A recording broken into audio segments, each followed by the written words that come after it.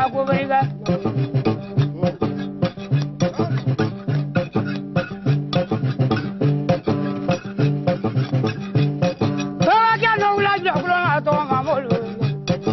Pasaju banin daw yamo fulbe may waro banam so siba fanya kesal be ma dego banam so frango du ram fulbe ma dego nam so frango ma di ba ko bin di frango ma di ya ji ma di jende ora ba ja jona ko sa ne ko ma ya bulo ko ni tali be ko sa blan na do ga bla ko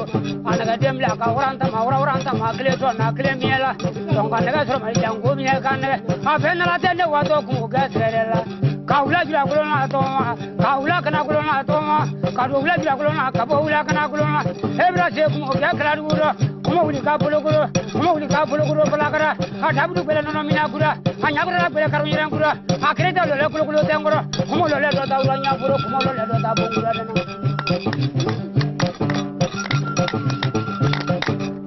wa tu ma ye dan de nya la jaga sabule mo ya